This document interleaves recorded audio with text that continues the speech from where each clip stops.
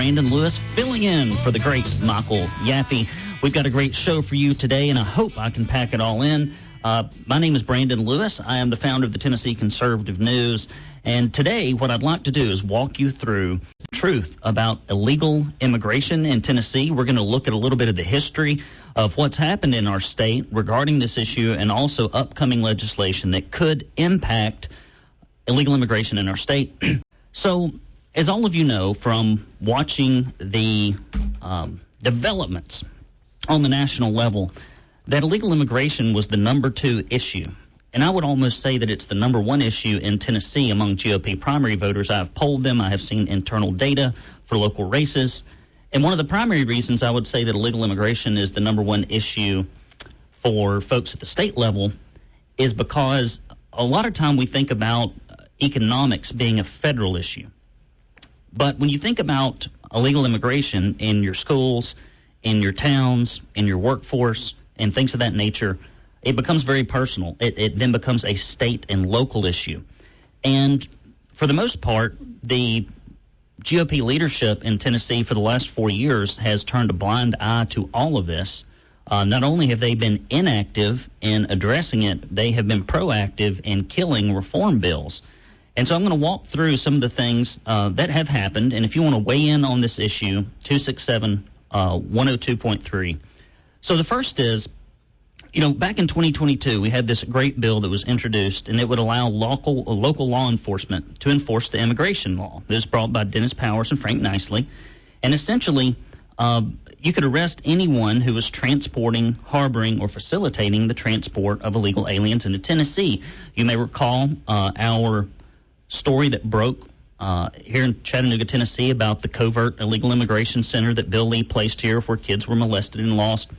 Local media acted like it wasn't a story. Nothing was happening here. The center didn't even exist. That kind of went on for a while, and then they reported briefly on the shenanigans and then moved on. It went into the black hole of memory. And this was also the time when we were reporting that busloads and plane loads of illegal aliens were arriving in our city. And so that particular bill was killed by former Chairman Mike Bell, Todd Gardenhire, who's a local state senator, and John Stevens. Later on that year, they wanted to stop the taxpayer funding of illegal alien education. And you think that would be a no-brainer, right? This is something that costs $12,000 per pupil per year in Tennessee when you put it all together, thereabouts. Further, it is something that costs Tennessee taxpayers between $600 and probably now, with recent numbers in, more like $700 million a year. And there are many schools right here in Hamilton County who are suffering underneath the deluge of folks that arrive, and all of a sudden they're in the classroom with your kids. They speak English as a second language. It's a huge, massive obstacle for educating students, and we need to do something about it. But that bill was also killed by Republicans, Kirk Haston, Mark White, and Chris Hurt, who voted with the Democrats, as you might imagine. We had another one to relocate illegal aliens to blue states. That one was killed as well by Republicans.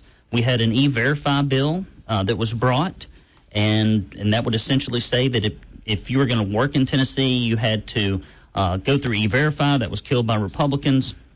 Now, what they did do, though, Republicans were really eager to pass this bill, and that was giving non-U.S. citizens professional licenses in Tennessee, as if we did not already have enough magnets drawing folks to our state. Let's make sure that we now give them professional licenses. And this was so poorly received and talked about because it's hypocritical to the nth degree that they secretly this last year repealed that. Okay, they repealed it under the cloak of darkness, and then they wanted to be patted on the back for it as if they had made it that way from the beginning. But in fact, they were just undoing what they've done. Requiring immigration status checks of potential voters. That was killed by Representative Gary Hicks. And then we also have some others making it easier for employers to replace Tennesseans with foreign labor. Now, there was a bill brought to do that. Luckily, our reporting got that killed. And one of our leadership.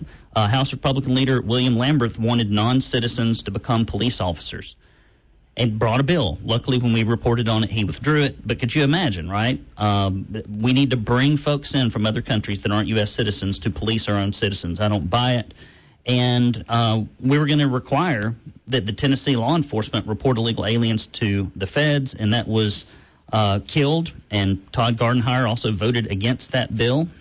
I think he was the only no. And then we could keep going from increasing fines for transporting illegal aliens into Tennessee for commercial or private financial gain. All the way down the line, we've seen these bills killed. However, the good news is we have some outstanding opportunities coming up to remedy that, thanks to a couple of bills, two of which I am going to share with you. And they are brought by Todd Warner and Gino Bulso. And Gino Bulso's bill is pretty neat. It's called the Trump Act. Okay, so this is something I hope you follow. You can follow on TennesseeConservativeNews.com. We'll be covering this. The first thing it does is it redefines what a Tennessee citizen is. And you'll hear rhinos constantly tell you that, in the Tennessee Constitution, it says if you're a Tennessee resident, we must give you a free taxpayer-funded education and apparently everything else in the world at your and my expense. However, it is very easy in the code to redefine what a Tennessee resident is to turn that magnet off. And that's part of the Trump Act brought by Gino Bulso. It also has a TBI reporting requirement. It's crazy that we're spending probably about $1.5 billion a year on illegal immigration-related expenses in Tennessee from your pocket. But the TBI has virtually zero data on how much it's costing, what the crime impact, education impact, all of that stuff. And so Gino is like, we need to report this and compile it so we can make informed decisions. It also turns off illegal alien state benefits, and it allows for the verification of your immigration status before you can ship money through wire transfer out of the country. Okay? So these are things that would really greatly reduce the appeal for folks that break our laws to come into Tennessee and take advantage of the taxpayers here. Another one, and then we'll go to a break. Todd Warner has a great bill, and it's hilarious because a similar bill like this was brought before and killed by Republicans. But it is, if someone gets arrested and detained, and if they have a detainer, they will hold them for ICE up to a certain number of hours, and then they are going to transport those illegal aliens to the nearest sanctuary city. And the way they are going to get reimbursed by this in the bill is to withhold the amount of the expense from the federal gas tax that is collected in Tennessee. So it is a revenue neutral solution, and I hope that this one makes it as well. So I know that illegal immigration is a hot button issue. We are the only publication, to my knowledge, in the state of Tennessee that covers this from a perspective that GOP primary voters actually care about. Most of your left-leaning corporate broadsheets, if you read them, we have a few of those in town here, they're pretty cool with it. And anytime that illegal immigration is brought up as being a negative thing, they immediately spin it into some tear-jerking humanitarian story as if it has no impact on our local schools, crime rates, jobs, etc. But we all know very well that it does.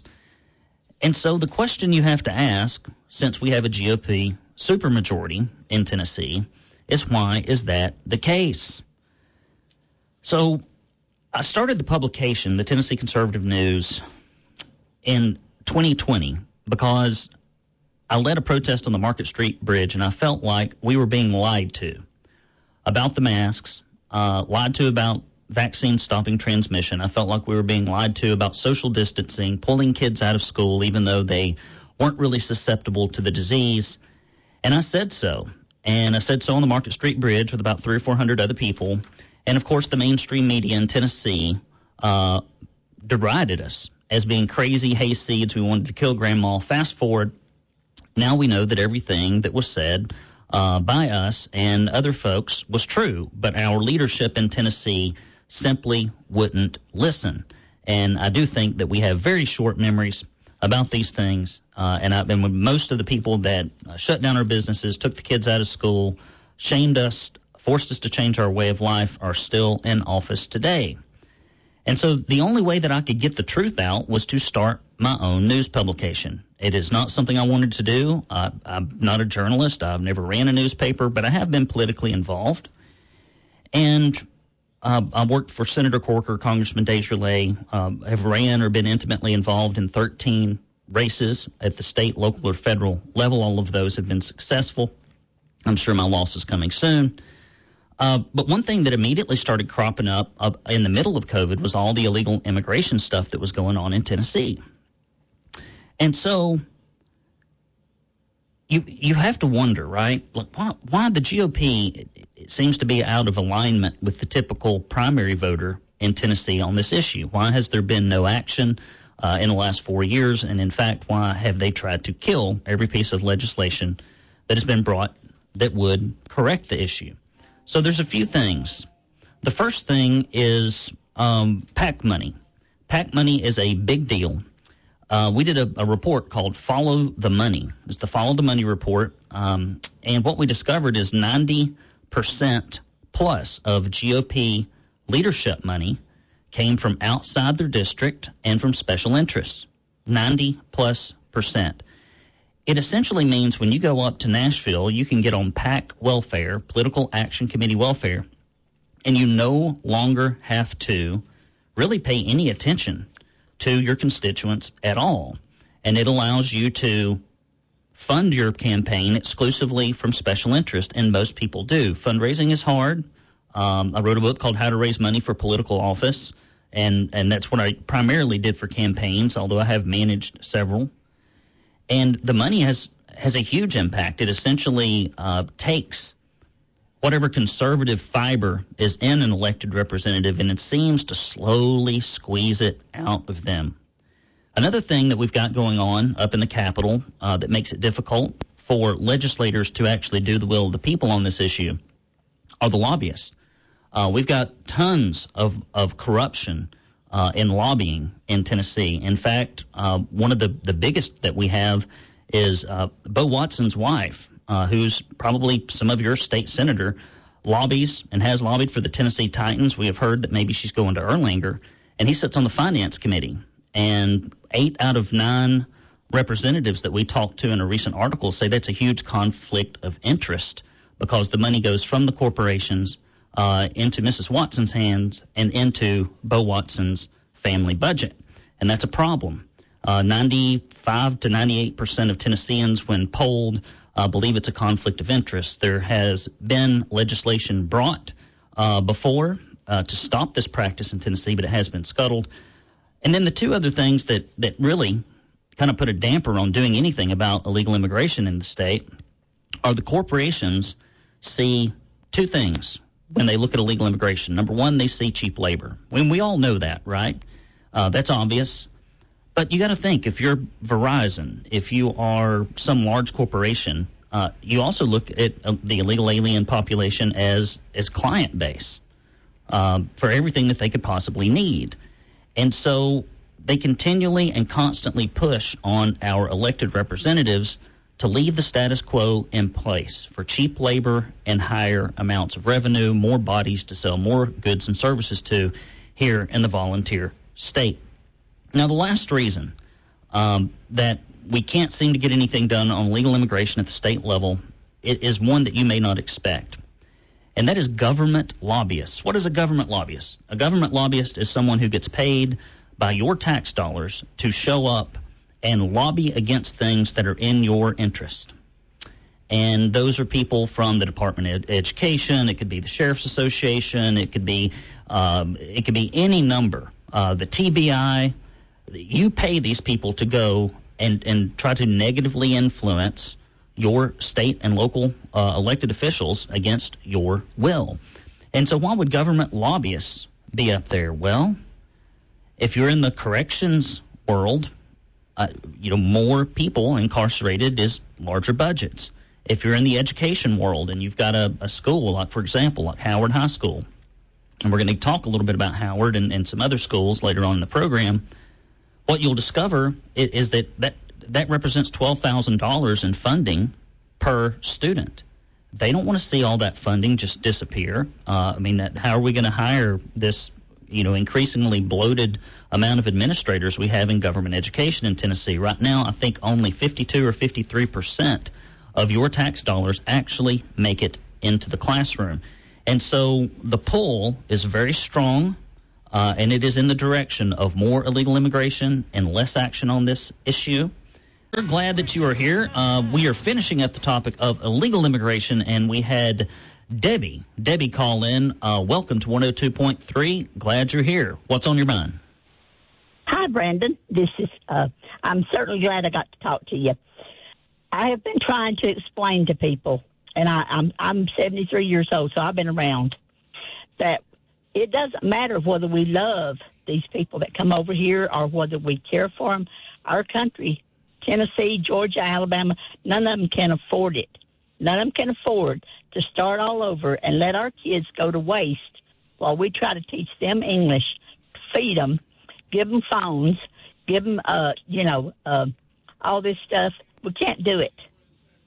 Here. I'm right there with you. And, I would strongly urge you, Debbie, I don't know, who's your state representative and who's your state senator?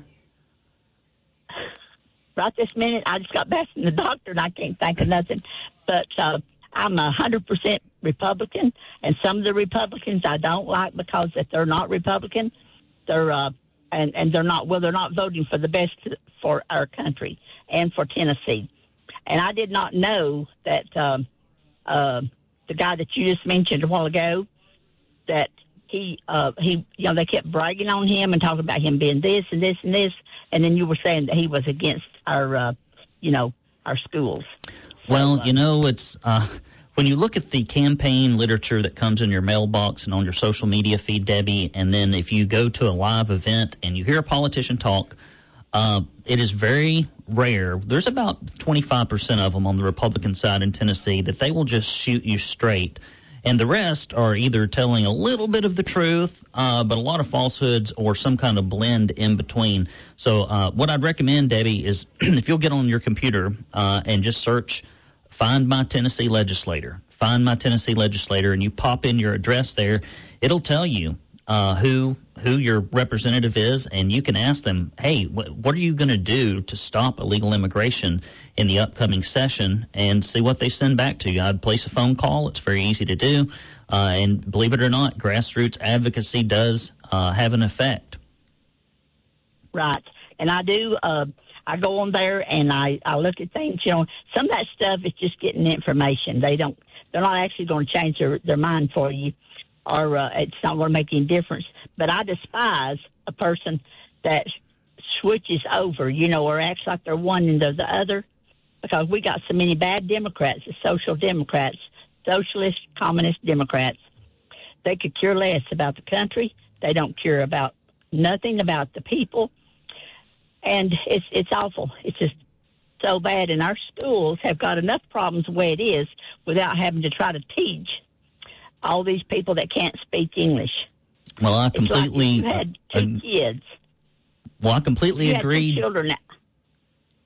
Go ahead. If you had two children at home and you could afford those two children and you could give them a good life, okay, what if somebody brought 20 kids into your house and said, you're going to take care of these 20 plus your two? You couldn't do it. And that's the same way I look at the country.